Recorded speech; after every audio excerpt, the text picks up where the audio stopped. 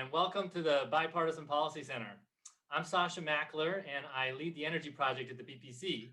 And we are really excited about the conversation we have lined up for you all today, focused on an issue that is so central to our future prosperity, both economically and environmentally.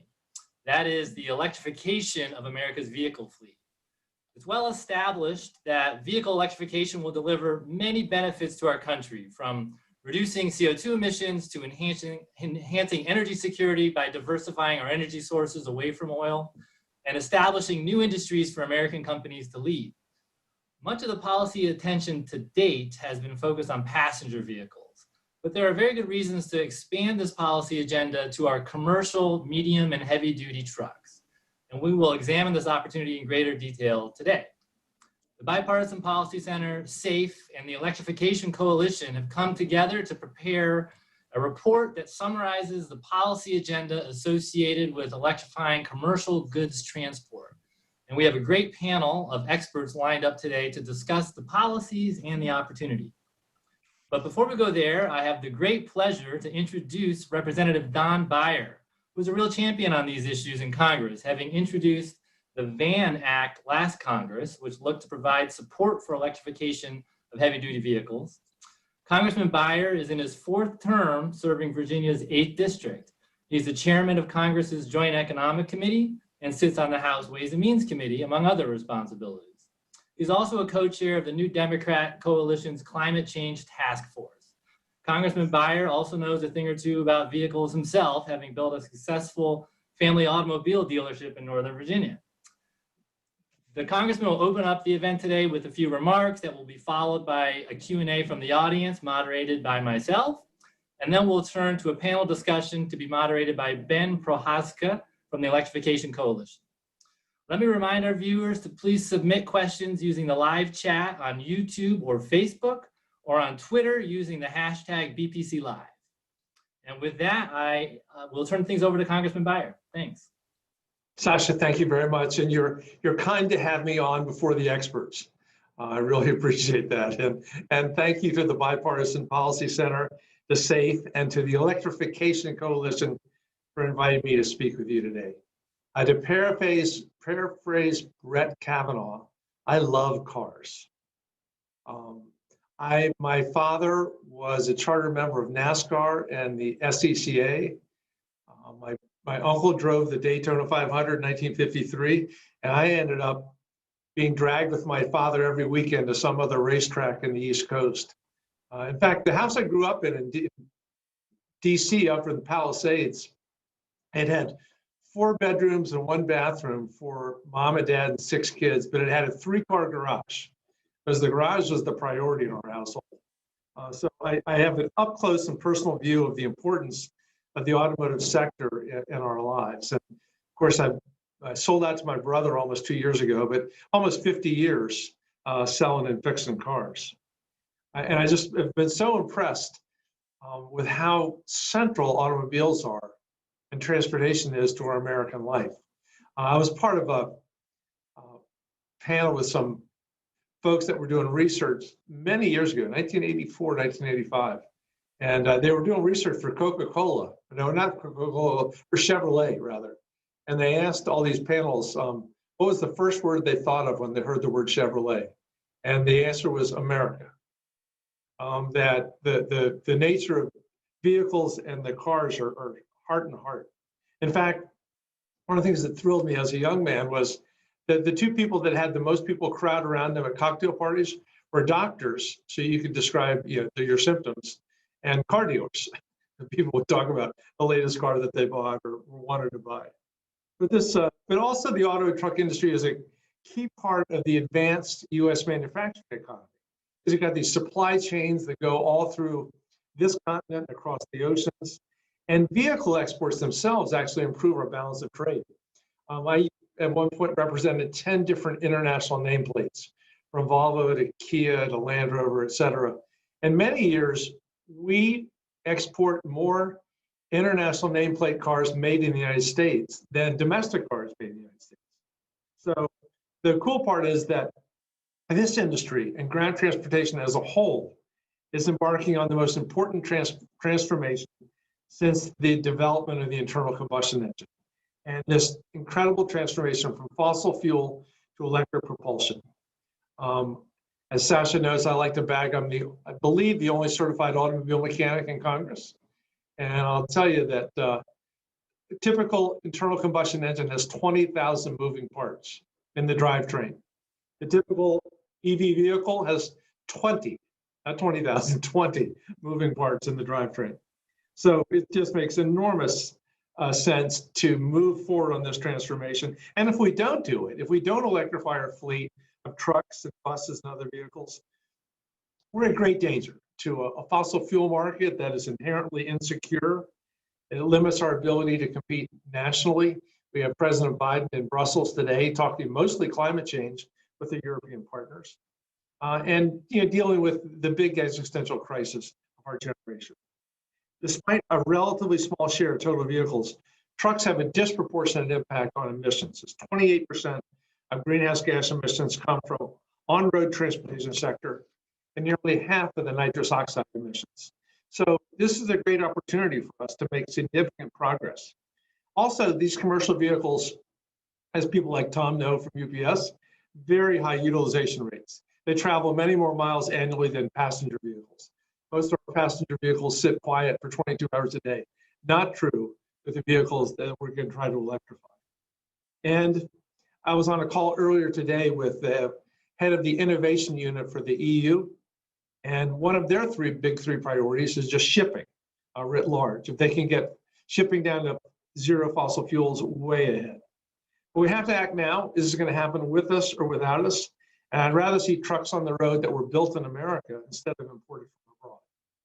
Fortunately, large-scale national electrification effort synchronizes with a lot of other bipartisan policy proposals, including strengthening U.S. energy security, which will be building robust electric vehicles and battery supply chain outside of China's control.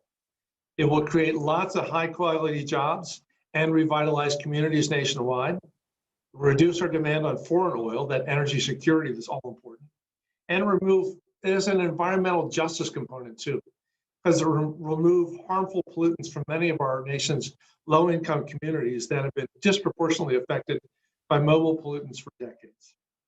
So there's an awful lot of enthusiasm in the private sector, as we can tell from the people on this call today. Commercial vehicle operators, deliveries, logistics companies, some of the largest fleet owners and operators in the US are already making significant investments in electric vehicles.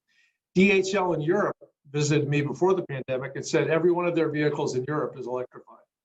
So further incentivizing private companies and non-taxpayers like school districts and local governments to electrify their fleets is a big priority of mine, and I think almost all of my friends on the Ways and Means Committee. I introduced, as Sasha mentioned, the Green Van Act, which passed in the last Congress in the House and is included in the Comprehensive Energy Tax Credit package that Ways and Means put together earlier this year, and I'm very confident it's going to pass. In fact, it's being reworked to be made more expansive rather than less so. I'm also co-signed, of course, with Dan Kildee's EV bill for cars. And we've been working with Jeff Merkley for some time on major subsidies for buses, for transit, schools and local, which may yield the work that Chuck Schumer's doing to just put $73 billion on the table to buy those electric vehicle buses. So lots and lots of good stuff is happening. I'm very proud that Virginia became the 15th clean car state with this commission to LEVs, LEVs, and ZEVs, and only the second one to follow the California model. I can't take credit for it because I wasn't voting in the Virginia General Assembly. I can't take credit for many conversations with the head of the Virginia Auto Dealers Association, trying to point out that this is not bad for car dealers to do this. This is a good thing. And of course, a week is a long time in politics. So is an hour in today's Senate. But we will get an infrastructure bill, and it will have lots and lots and lots of charging infrastructure. Look, we got to act boldly and decisively right now. We're in a competition, not just with China, but with the whole world.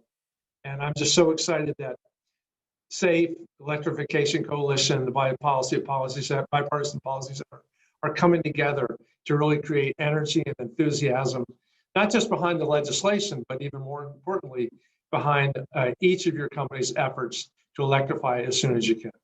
It's going to be a very different world with you guys pushing this forward, and it will be our responsibility in Congress, and specifically Ways and Means, do everything we can to incentivize that. So thank you for all you're doing. I'm pleased to be a very small part of this, and please let me know what I can do to help. Well, thank you, Congressman, for those remarks and for your leadership on these issues. We all greatly appreciate it. Let me just remind everyone, if you have any questions for the Congressman, we'll take a few before he needs to run. You can submit them in the live chat on YouTube or Facebook or on Twitter using hashtag BPCLive. We have a few questions here for you to maybe start things off. First one from me, just to maybe see if we can push a little deeper on your sense for what's possible in the infrastructure bill that's, of course, being widely discussed right now. Do you have any sense for where those conversations are going and how the EV agendas, particularly as it relates to medium and heavy duty, could be fitting into the political pathway there? So I think I continue to have hope, sometimes medium, sometimes high hopes, that there will at least be a bipartisan piece of the infrastructure bill.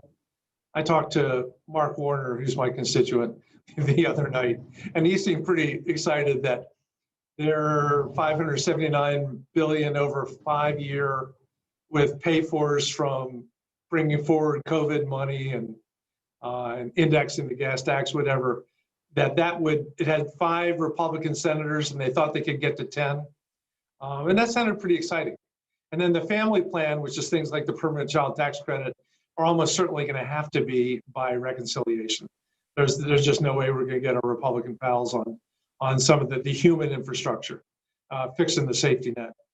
But if we can do the hard assets, the roads, the bridges, the electrification, the electrical grid, that would be terrific. I was discouraged this morning to see that that Bernie Sanders is a hard no, which means we need 11 Republicans rather than 10. But if at the end of the day, it just ends up being one big reconciliation bill, that's sad, but we can't have this power and not use it. As Secretary Pete says, this is a once in a generation opportunity to make a significant investment. And US presidents have been talking since we were teenagers about an infrastructure bill that never happened. So we have to make it happen. And by the way, in either way, I feel very confident, like 96% confident, that the EV credits and investments will show up there, especially the Green Van Act. We know we have to electrify the truck fleet and the bus fleet to really make a big difference. Yeah, that's great. Thank you. And we will hear more about some of the rationale for why we need to do the heavy duty and the medium duty vehicles as part of the electrification agenda in the next session. One question here from Daniel Klein. Can you maybe at a high level discuss the pros and cons of hydrogen versus electrification? Is that something you've thought about? And especially when it comes to longer distance transport, do you have a point of view on that? I don't really. Maybe I should, but whatever works. In general, I tend to want to let the market figure things out. Trying to decide between,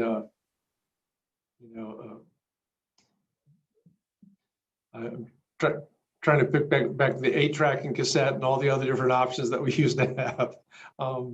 So whatever works best. I know I was on the call with the Department of Energy official this morning who said they're doing an enormous amount of work about hydrogen, which is cool. Most of the stuff that I'm doing right now is around fusion energy, which is not relevant to an individual truck or a heavy or medium duty vehicle, but plays an enormous role in the electrification side of it. If you can use some seawater and some rock to create endless amounts of electrical energy, That's a pretty efficient, effective, low-cost way to go. By the way, when you talk medium-duty trucks too, I think it's so cool that we have the electrified F-150. Because one of the challenges that EVs face was it was for people that drank, maple flavored lattes and drove Volvos. And when you can start to get the working men and women who are going to work every day in their pickup truck, an electrified vehicle, that would make an enormous cultural shift. Yeah, we're also excited about that. Thanks. I think we are probably ready to transition over to the panel. So want to thank you for your time today, Congressman, and for your leadership on these issues. And we look forward to working together in the weeks and months ahead. Thank you. Thank you, Sasha. I'll listen to the panel with interest. Great, thanks. I'm gonna turn over to Ben from the Electrification Coalition, who will say a bit about the report that we just put out that really dives into these issues in some detail, and he will also lead the panel conversation. Thanks, everyone. Great. Well, thank you, Sasha. So my name is Ben Prohaska. I am the Executive Director of the Electrification Coalition, and it was with great honor that we got to do this report with the Bipartisan Policy Center and then our sister organization, SAFE. And ultimately, when we look at the future of transportation, I think in most cases, we're now at the point where it is less a question of if and more a question of when. Not only that, though, the race to electrification is a global effort that's taking place right now. And it is critical that when we think of the automotive industry, both for light duty, but all the way up through medium duty and heavy duty, the U.S. has long maintained critical leadership in manufacturing all of the parts and pieces that go into the vehicles on the road. And it is critical that we think about developing a policy platform that is going to ensure that the U.S. is playing not only an important role in the future of transportation that will be electric, but really is establishing itself as a leader and not ceding that position to other places like China, who are really already taking great steps to demonstrate leadership on transportation electrification. And so as we look at this sort of broad spectrum of electrification opportunities, we've spent a lot of time and energy talking about light duty vehicles and the opportunity that exists to electrify the light duty vehicle segment. But as the Congressman mentioned, and as Sasha just mentioned, we're really seeing exciting steps forward on what that future can look like. And so the report we're releasing today on commercial goods transport, widening the road to electrification, is helping to summarize the need to really focus on the medium duty, so class 2 through 8 vehicles, and that we have an opportunity to electrify the future of the way goods and commercial delivery takes place in the United States. As the Congressman mentioned before, the commercial delivery space and freight sector has an outsized impact on our emissions, on our public health. It affects communities across the country that are sometimes disadvantaged, and they're disproportionately impacted by localized air pollution. But it also is a space where the number of miles on average for the freight sector on an individual vehicle is incredibly higher than the average use case of a consumer. And in some cases, a freight vehicle might average 40 or 50 or even 60,000 miles a year. So even though they might be less than 5% of the total on-road vehicles, they have a huge impact on that pollution, but they also have a huge impact on our energy demand. So as the US continues to be one of the largest consumers of oil, it puts us at great economic and national security risk. And so we need to develop a pathway that not only is electrifying the future of our light duty vehicles, but is also helping to electrify the delivery of goods and services. And so we have 3 policy recommendations that we are making today as an effort to do that. And in a minute, when we go into the panel, we will take the opportunity to discuss it with the panelists and talk a little bit about the impacts to this space. But at this point, the policy recommendations are: 1, that we need to adjust the manufacturer's credit and establish a 30% manufacturer's credit for the sale of EVs that have a higher gross vehicle weight of over 14,000 pounds. So that's where you get into that freight sector. And then the second one is to expand the EV charging tax credit, and ultimately eliminating the cap on a per site basis so that as we build the future infrastructure needed to power our medium and heavy duty sector, we can do that in a way that's actually going to make sure those upfront costs can be managed, and we can do this and accelerate that system. And then lastly, that we can provide funding for public, medium, and heavy duty vehicle charging stations.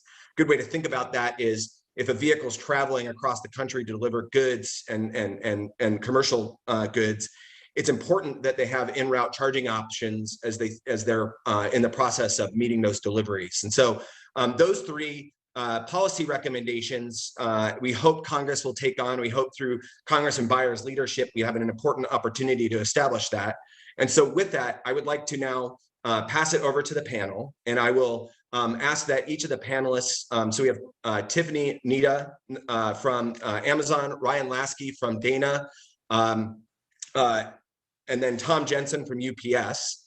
And I will ask that if you could each introduce yourself, and in your introduction, if you could tell us a little bit about why you think commercial goods is right for electrification, and then maybe a little bit about what your company is doing at this point to meet that future of transportation. So why don't we start with Ryan?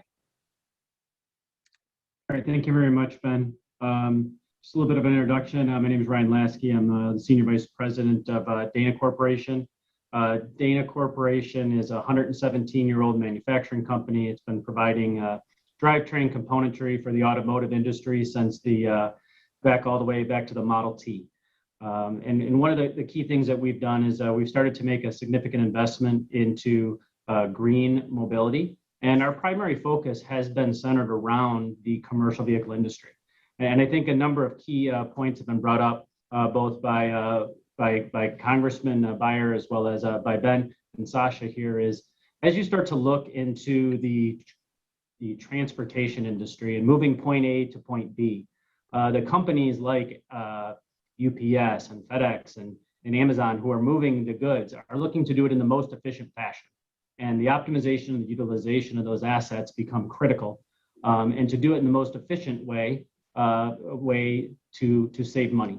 And really, that's really the deciding factor in the commercial vehicle space in this world that we're living in now, as opposed to you and I may make the choice that, hey, we really want to drive a green vehicle, and it's either fun or it's a status symbol, but it's a personal choice. But when it's a financial choice, as soon as it makes sense financially, the industry is going to move, and that's really what we see as really driving the change. Perfect. Next, I'd love to turn to Tiffany, and I probably said your last name incorrectly. No, I said I wouldn't. So Nida, I believe, but Tiffany, if you could go and talk a little bit about Amazon. No problem at all. Thank you for including me on the panel. Amazon, are really excited to engage in this important conversation. I lead Amazon's middle mile fleet team. So the team that basically runs all the HMD vehicles, the network of vehicles and infrastructure that moves our packages between our hundreds of Amazon facilities. This is important to us for a couple of different reasons. Amazon has two ambitious sustainability goals, some of which you might be aware of, both of which we launched in 2019. Shipment zero is our goal to complete 50% of all Amazon shipments with net zero carbon by 2030. And the climate pledge is our commitment to be net zero carbon by 2040, 10 years ahead of the Paris Agreement. We now have over 100 companies who have joined the climate pledge. And so we share the Biden administration's vision for a sustainable transportation system. And we're doing our part to the extent that we can to make our shipments net zero carbon and reduce our footprint. In this journey, we're exploring every absolute avenue to solve this problem. And we see roles for electric, hydrogen, and renewable natural gas in our fleet. For instance, we purchased hundreds of compressed natural gas trucks that run on renewable natural gas that is carbon neutral or carbon negative. To electrify our last mile fleet, Amazon ordered 100,000 new electric delivery vehicles from Rivian, a US electric vehicle manufacturer, and we aim to have 10,000 of those on the road by the end of 2022. We'd also love to make larger scale purchases of electric heavy duty trucks, but the technology and market for these heavy duty vehicles is lagging behind. Federal policies like the one outlined in this paper and that we'll discuss a bit more today, we believe is the best way to accelerate the market. Great. And finally, Tom, I'd mentioned earlier that at my house in Chapel Hill, North Carolina, I actually have probably some Amazon packages, but UPS shows up in a hybrid electric vehicle. And so get to see it real time where my packages are coming already electric. But if you could talk a little bit about UPS, that would be great. That's great to hear. Thank you, Ben. And it's my pleasure to join us today. And I also want to thank Congressman Beyer for his comments, which were right on point. So UPS, I think everyone knows, at least a little bit about the company. We aren't as old as Dana is, Ryan, but 113 years isn't too shabby. And UPS, brown is green. Brown is green. It has been, and it is moving in that direction more and more every day. So, we have a lot of moving parts. When you have a fleet of over 100,000 vehicles and you travel 3 billion miles annually, there is efficiency is key. And Ryan referenced that, and that's right on the money. Efficiency is key, but we are committed to doing our jobs safe and sustainable, and more so than ever before. So what are we doing? We have this rolling laboratory of alternative fuel vehicles, the largest private alternative fuel vehicle fleet in the country, primarily on final mile, but there's over-the-road vehicles, heavy-duty vehicles as well. And it consists of electrification, electric vehicles. It consists of compressed natural gas, renewable natural gases. We have some hydrogen. We've done kind of the whole, menu of things for many years to determine what works best in what operating environments and topographies and climates and environments and things of that nature. But that being said, we are really waiting on the market in many instances. We've got an order of 10,000 final mile delivery vehicles from Arrival that we were hoping to get this year, which will probably get pushed into 2022. In addition, UPS made the largest single order of the Tesla electric heavy duty tractor. So the big tractor, now 125 of those, the largest individual pre-order, and those are delayed as well on production. But again, not the policy recommendations, and we'll get to that, as Tiffany mentioned, are critical to move this conversation forward. But we are committed to move forward in this space, kind of on all of the above approach right now, but electrification is going to be a key element. And today, there's been so much talk about the passenger side, but medium and heavy duty vehicles, goods movement solutions, is where it's at. And as the company, as UPS is going to, reach our goal of carbon neutrality globally for all our operations by 2050. If we're going to meet that goal, we need to pump up the volume here as it comes on the electrification perspective. So we welcome the conversation. And again, we have a lot of experience in various technologies and in various, for obvious reasons, and in various alternative fuels as we move forward. The internal combustion engine has been a friend of ours for many, many years, but the Congressman's correct in what he references about maintenance and upkeep in the future and emissions and how we can do a better job on being greener. So thank you, Ben. Great. Well, as Sasha referenced earlier, we invite questions from the audience, and we'll have a chance to fold those into the conversation. So you can do that through YouTube or Facebook or through the Twitter account. And so that is hashtag BPC Live, and would love to be able to bring those questions to the panel as we go through the discussion further. I think it is the case where in a fleet setting, especially, there's a lot of advantages that electrification brings, right? So there's a lot of times we have, predictable routes. People who manage fleets as a part of their living are really responsive to the costs. And so obviously when we have, huge price spikes or huge price drops that oil brings, one of the real benefits is as we plug into the grid, those electrons are much more price stable. So it's a lot easier to predict what those ultimate costs are going to be. But there are some early stage challenges as we reach manufacturing scale. And so there might be higher upfront costs of the product for some of the vehicles that we bring into service. And especially as we get into these larger platforms, class 2 through 8. And so maybe as a question to the panel, and I'll ask each of you to kind of give your response if you could, but what are some of the challenges that your fleets have experienced when thinking about trying to adopt electric trucks? And I'll go ahead and ask Tiffany if you could start, and then we'll kind of go from there, and maybe Tom, and then Dana, if you would join at the end and talk a little bit more about the manufacturing side, that would be great. So Tiffany, if you wouldn't mind starting.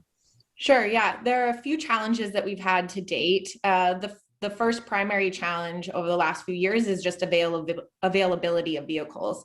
So even if we wanted to or could make the investment financially, we haven't been able to get our hands on the quantities that we would have wanted. So we're purchasing or leasing 2, 5, 10 of them at a time, and learning a great deal about the range, durability, and other characteristics to see how they would work and what needs to be true to operate them in our network at scale. We're also able to get driver feedback and make sure that we can service the vehicles accurately, which are all important inputs of any investment decision. So availability is still limited. Assuming policy or something else were to change, other challenges that we will face or have faced are the charging infrastructure. So a deployment that we would like to do at scale would require a great deal of charging infrastructure that we've started on the path to put in our buildings and in other way stations along the way. But again, until we get a full network, it would be hard to think about operating these at any material scale that would make an impact on our sustainability goals. Yeah, I mean, those are the main ones. There are range requirements that require us to build technology to be aware of, how far the asset can go to ensure that we're putting it on tours and in places that can accommodate that. And the ranges that we're seeing today don't allow us to address as much demand as we'd like. Those are some of the key ones that we're facing today at Amazon. And Tom, do you want to take a chance at answering the question as well? Sure, Ben. So yeah, power and range are key factors and are key concerns. We have an advantage, UPS does, frankly, because we're centrally fueled, and centrally located, and we have a very, very mature operational network, which is largely grouped around population centers. So we can link buildings together. We can link buildings together to go from point A to point B without having to rely on a lot of public charging infrastructure. However, we think, it's kind of the rising tide, and we completely, from a policy perspective, support the notion of public charging infrastructure for the entire goods movement and community and industry to be able to make that next step. So it's, we have some challenges moving forward, and we've worked quite a bit with our manufacturers to try to mitigate those. But to date, it's a question of, can we get the equipment and get equipment in the right place, and can we work with local utilities? That's another good point that's come up. In some areas, some remote areas, well, we've had to be a little more creative. We've got to be a little more, think out of the box, so to speak, with the local utility providers about getting enough power from the grid to the building to fuel the vehicles in the evening, to recharge the vehicle, that is, because again, many vehicles are out there in the day doing their work and they come back to the same location in the evening. That's where we have the surges. So the good news is, I think that part of the electrification industry, utility providers, and folks who deliver electricity are certainly interested in trying to partner in that regard. And that's a hurdle that's not talked about a lot, but that's a legitimate hurdle. And I think in general, the commitment from Amazon and UPS to create a zero emission freight sector and help electrify the future of your transport is really something that's showing up, every day. And we're seeing those commitments not only from you, but also from the manufacturers. And I think part of the reason that we've identified these policies today, so creating a manufacturer's credit that can actually be applied to medium duty and heavy duty vehicles, is going to help push the market a little bit and make more of those vehicles available. So Tiffany, as you've talked about that, and Tom, if you've talked about it, the idea is we can build at scale and then make sure more of those vehicles are available and are also available at cost parity. And then, Tom, as you just went through the idea of the electricity or utility sector, the idea that we could apply the credit and allow for more of a business credit to be utilized at UPS facilities or other places where these vehicles are going to be charged is a really great opportunity to continue to solve the different system challenges that we have. And I think that's part of the reason that we're calling for those two key policy steps today. So maybe, Ryan, if you wouldn't mind, maybe jumping in on, from the manufacturers and a tier one auto supplier's perspective, how you're thinking about utilizing things like a manufacturer's tax credit, or even recognizing the opportunity to expand the charging systems, and how Dana's viewing that. Yeah, let me kind of hit on a couple key topics here that I think are really critical to pay attention to on these early adoption phases. And I think both Tiffany and Tom both highlighted it. I think one of the keys right now is everybody wants to get a hold of these vehicles. They want to get them out into scale. Everybody's got pre-orders out there. one of the key things we've done at Dana is, we've invested over $400 million in zero emission vehicle mobility over the last 3 or 4 years here. And one of the things we're doing is we're partnering with OEs as well as fleet customers to put trial units out in the field, start on low volume production, and start to push units in the field so people can get their hands on these and people can get understanding the technology, understanding what type of infrastructure they need in place. One of the key things that a lot of people miss outside of just the infrastructure piece is we need to make sure that we have after sales support and service out in the industry, as well as personnel that are trained in order to handle these vehicles. It's one thing if you're if you need to run a diesel truck and you need to go have it serviced, you can take it to any number of repair shops across the country. Many of the large fleets do most of their own maintenance work, but if you're in a remote area and you need to take care of that, you need to make sure that you can get your truck back up and running to support in the most efficient fashion. So it's really one of the things that we've been focusing a lot of our attention on is how do we get the market ready for that? How do we make sure that we have parts and service out in place? We have tech centers up and running. We're doing training to make sure that people understand how to handle these systems, because these systems are very different than what we're used to seeing, just with the sheer number of parts that need to be serviced on an ongoing basis, as well as the dangers that come with them. You need to make sure that you're dealing with high voltage systems and make sure people understand how to handle that. I think that's a key area that gets lost sometimes. Great, thank you. And just as a reminder, if people do have questions, please go ahead and submit those through YouTube or Facebook or hashtag BPC Live, and we'll work to bring those into the conversation. I think Congressman Beyer did a great job of helping to establish that there is this interest in electrifying the medium duty and heavy duty sector in Congress, and we're seeing a lot more leadership coming from the Biden administration and really thinking through the idea of building back better, but also the American Jobs Plan. And, we need to build the future of transportation in the US. So it's, as we think about the idea of driving electric, we need to make sure we're building electric too. So maybe just coming back to you really quickly, Ryan, why do you think federal support is such a critical need right now to help electrify America's trucking fleet?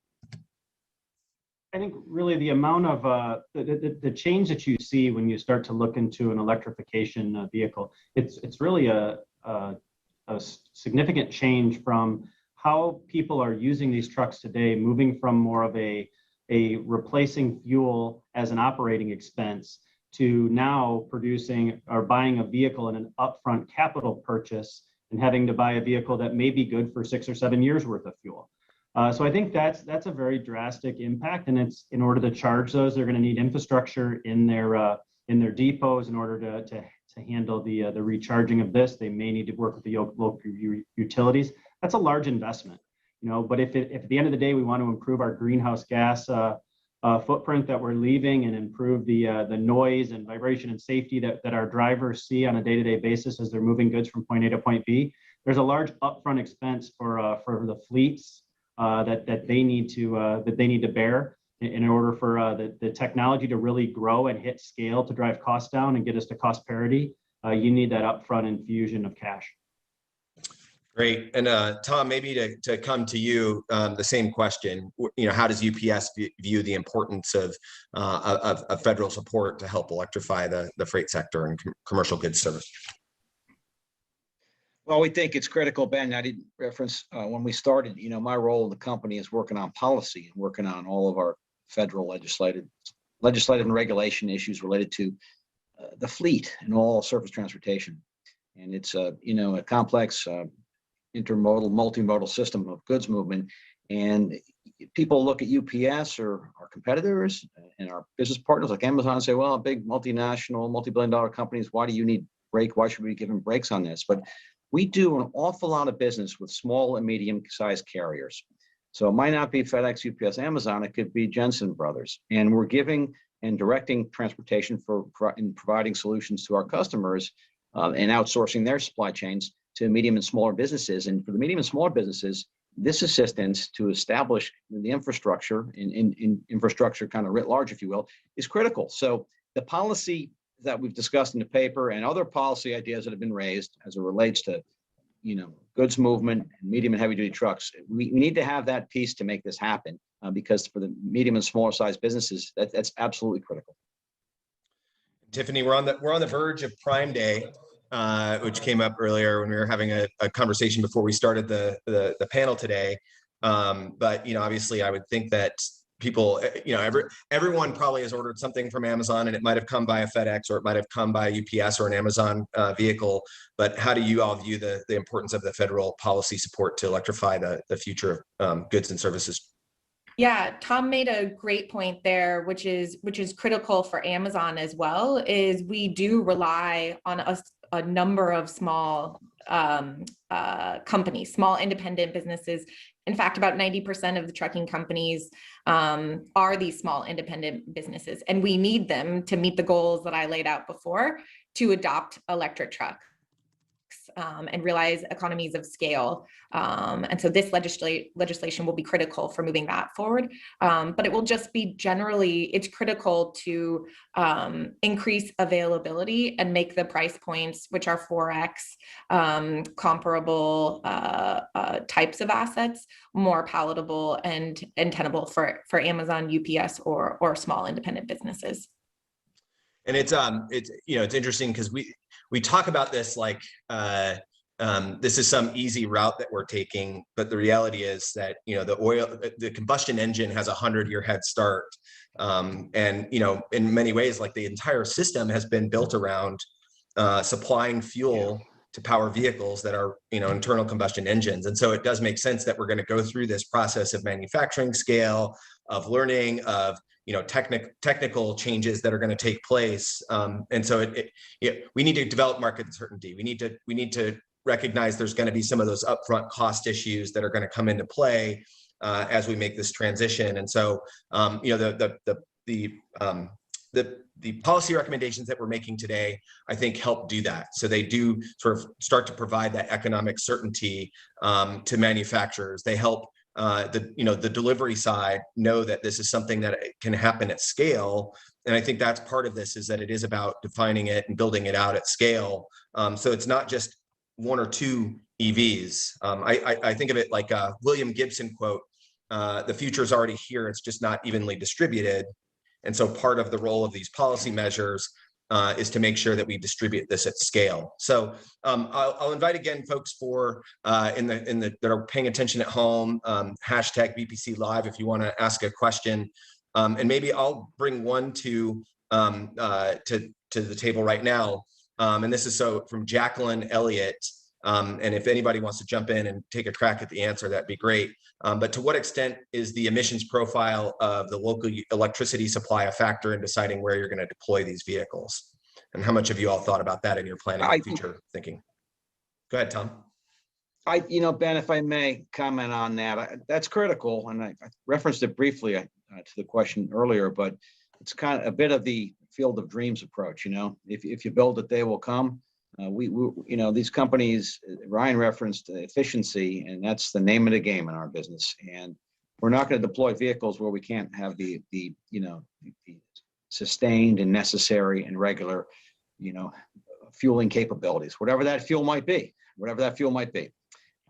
So I think that it really is important. And I did reference earlier, I think it's worth repeating. We're finding that electric utilities and electricity providers and deliverers are becoming a lot more interested in this area, becoming a lot more willing to partner, trying to figure out, are there ways on the state and local level that we can work together to build out the grid, if you will, to provide adequate power to those locations. And my hunch is it's the same thing, Tiffany, with your company and our big competitors and those service providers. It's the same idea. Yeah, I mean, there are a number of things that we'll consider. Ryan talked about the dealer network and maintenance capabilities that we'll need to build up, where we have charging, where we have density of tours that are a good fit, or demand that is a good fit for the assets. There's probably 20 different considerations, and that's definitely one of them. But as Ben mentioned, just the challenge of introducing a new asset type into a fleet is very complex. And so it's a decision that we've already made as a company. It's the EV and hydrogen and other fuel types are our path forward. But it's one that is not without risk and not without challenges. But we're very excited and excited about this legislation to support that. So, when we think about this future of delivery, I should have mentioned, by the way, as we developed this report and worked with the Bipartisan Policy Center and SAFE, we were very lucky to have the support of the Hewlett Foundation.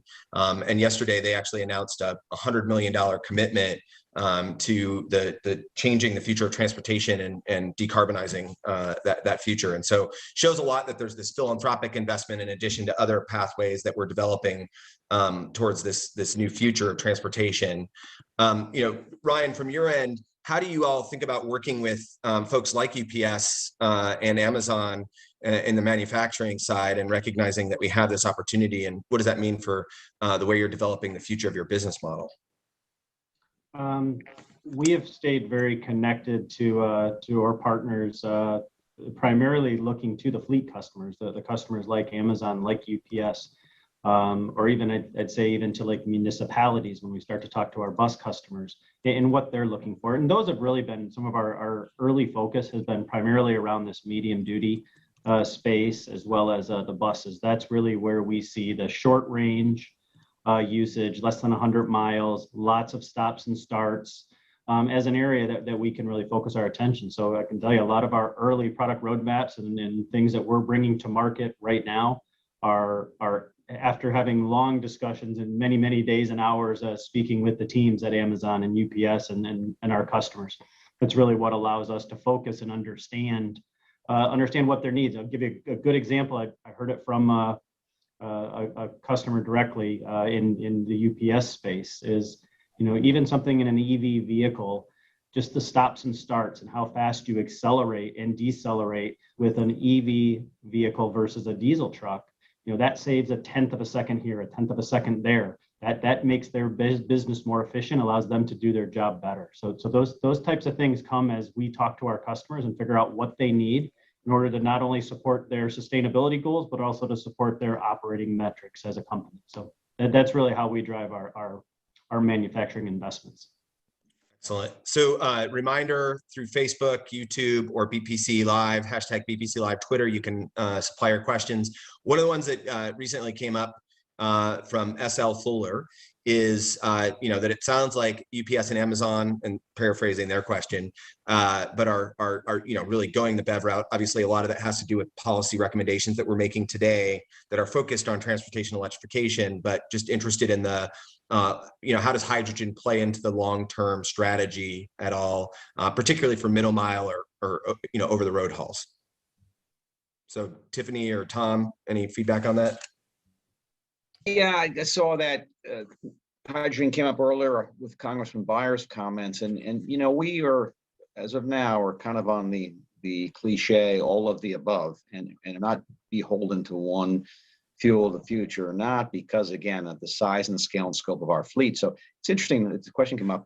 We had an interesting conversation with a stakeholder just yesterday about hydrogen on the long haul side. So hydrogen is very much part of the future.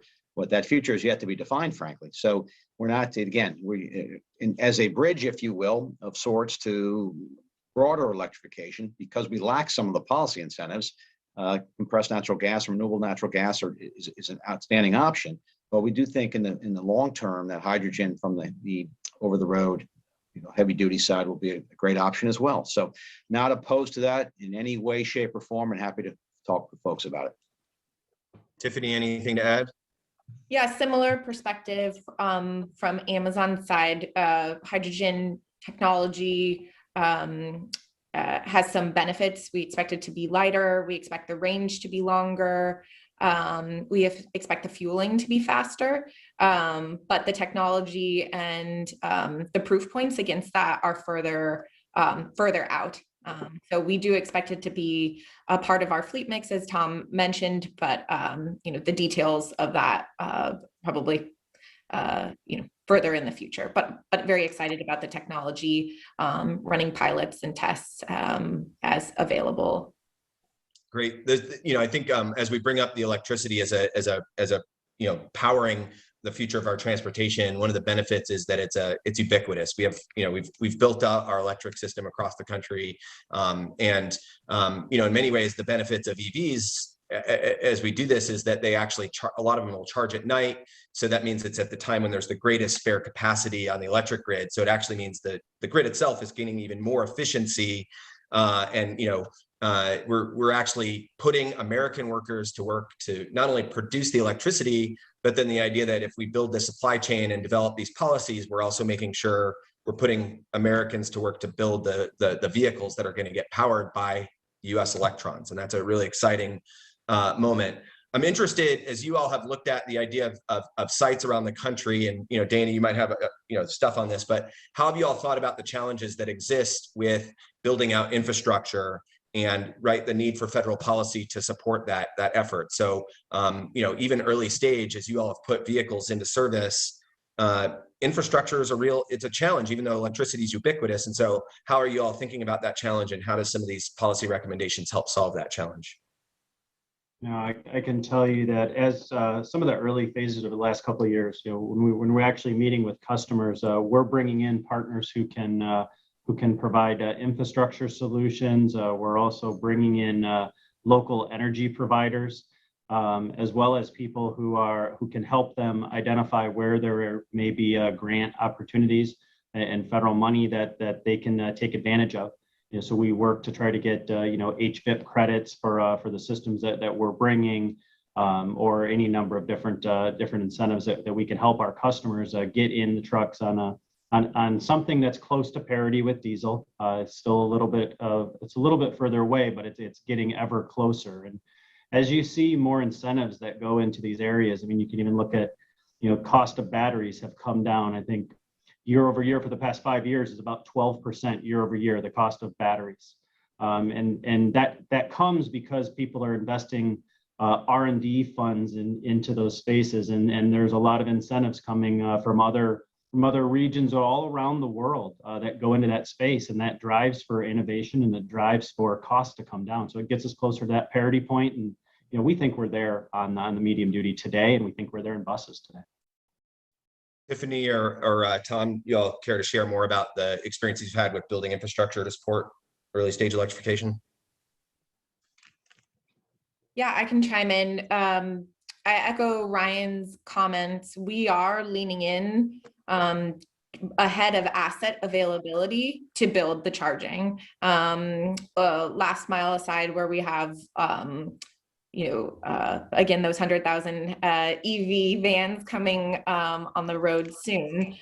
In middle mile, again, the availability is tough. So we're leaning in, and we're trying to do everything we can to, for example, when we build a new site, put in some of the infrastructure so that when we actually do want to put the charger there, it makes it easier. Doesn't require tearing up pavement or other running new lines, things like that. So we're doing as much as we possibly can to put charging in the ground and make it easier in the future to put charging at all of our sites. Tom, anything from UPS on that question? Well, just the vast majority of our buildings are, again, mature and have been there for a good while, and we've had to do some retrofitting to get the appropriate electricity and ability to fuel vehicles and to charge vehicles in the evenings. And we've had, again, great relationships with local utilities and energy providers in that regard. They've been very helpful because I think they want to see success. In fact, there's been some areas around the country where we've made that a kind of a public site as well, where we've allowed other folks to charge. And that's pretty cool when you think about it, to help build out and not just say, this is just us, and we've done that with other fuels too, in full disclosure. We've had some CNG places where folks can come onto our property and fuel up. And that's been a way to attract the local investment and the local buy-in and support to kind of build out the system a little bit better, because we do need, density has been raised a couple of times. Tiffany's mentioned that term. We need success will bring success in this area, we believe. So it's been a good partnership to date, and we will continue to reach out to those folks where we want to site the vehicles. Reminder to folks, BPC Live, hashtag BPC Live if you want to offer questions. We've talked a lot about the manufacturer's credit. So the idea that it's a way to help drive down the capital costs of purchasing the vehicles. And, we'll get to scale and we'll get to cost parity because the batteries are getting cheaper. All the component parts are getting cheaper. But, and we've talked some about infrastructure and the idea that on site, you're building out that infrastructure and that tax credit will be a critical part of helping develop that. We maybe haven't talked as much about the idea of in-route charging. And so the idea of developing strategically placed infrastructure that can support the way that the fleets travel. And I think, Tom, you mentioned early stage, the idea that it's not just UPS owned assets, but it's also the idea that you're utilizing assets that might be contracted out to support the work and the services. And I think you and FedEx and others do that. But what's the importance of creating that in-route charging options and charging that's not just at your facility, and why the need for that credit, for that funding?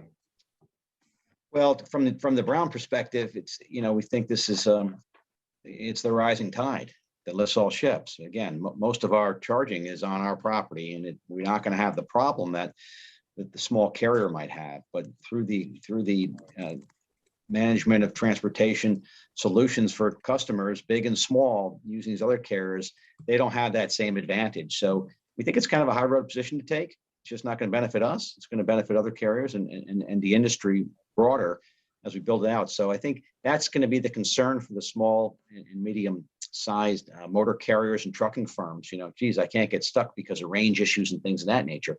So it sounds like the Biden administration and a lot of the proposals have been pretty ambitious in this regard. It's not as simple as waving the magic wand and building this thing out overnight. We recognize that, but there's been a number of policy initiatives, including those in the paper and some of the work that Congressman Beyer and others have done, thoughtful policy recommendations to help in this regard. And we need to push that way. And I think it's a good message politically, so to speak, when you have the big companies pushing and smaller companies and innovators. We've seen so many more innovators in the advocacy space now related to fuel technologies, electrification, hydrogen was mentioned, all kinds of things, and autonomy as well. How do we work together to move policy forward to create that rising tide? And we're all about that because it's going to benefit everyone in the long run. And we're it's almost on the airlines when you code share kind of thing. We combine with other carriers, perhaps from a brokerage perspective or contracting out more than folks would think. And I think some of our big competitors have similar services and operations. So. And Tiffany, how are you guys starting to think about the need for in-route charging and, not just at your localized facilities or your warehouses? Yeah, in addition to everything Tom said, I think Amazon does have a lot of volume that we can know will hit the range requirements. And then there's a bunch of additional addressable demand that we could put electric vehicles on if we had in-route charging. So it expands where we can apply electric vehicles, assuming there will always be some sort of range constraint. And then it also, for driver experience, knowing that they have a backup option in case of an emergency is critical as well. So we don't disrupt our operations. And then again, I think for the small carriers that we rely on to service our volume, it's going to be critical for them, even if we are able to share some of our infrastructure with them over time. Great. Well, I think we're closing up to the end of the session here. And so I wanted to thank Tiffany, Ryan, and Tom for participating, Congressman Beyer for his earlier remarks, and the opportunity to work with the Bipartisan Policy Center to bring this important issue up and make sure that we're raising, not only the idea that electrification is something that needs to happen at the light duty sector, but there's really an opportunity through the right mixture of policy incentives to shift the future of commercial goods delivery, and that is on the way to being electric. And it's just about providing that right sort of matrix of policy options. If people are interested, the report will be available both on the Bipartisan Policy Center website and also at the Electrification Coalition website and Securing America's Future Energy. And so that's electrificationcoalition.org, but you can find the others through the various websites and background. I also want to say that this is an issue that, the reason we're bringing this up is as the infrastructure bills are taking place right now, this is the right time for anyone listening to let your congressman and your senator know that we need to be working to develop a future of delivery of goods that is electric. And it's going to take the right policy mix to do that. And so it's an important time to reach out to your member of Congress, to reach out to your senator and let them know that this is something that we can do, that we should do, and that's really important to ensure the future of transportation in the US is something we're building with US workers, and we're maintaining that leadership in the automotive industry, but also helping support the incredible commitments that companies, not only that have been here today, so Amazon, and again, thank you, Tom, thank you at UPS and Dana, but also others across the freight sector that are participating. So we're seeing big commitments from FedEx, we're seeing commitments from Nestle and Pepsi, and others that operate trucks every day on the road. And so this is an important discussion. We hope you'll reach out to your member of Congress and encourage them to take action and support these key policies to create a future that is electric. So with that, I want to thank Bipartisan Policy Center. I want to thank the panelists. I want to thank Hewlett for their support and funding for this. And please reach out to your member of Congress and encourage action so that we can make the future of medium duty and heavy duty vehicles electric. And with that, I want to close today and thank everyone who listened in. And you can find more information on BPC's site, on the Electrification Coalition site, and on SAFE, or Securing America's Future Energy. So thank you all so much for a great discussion, and have a great rest of your day.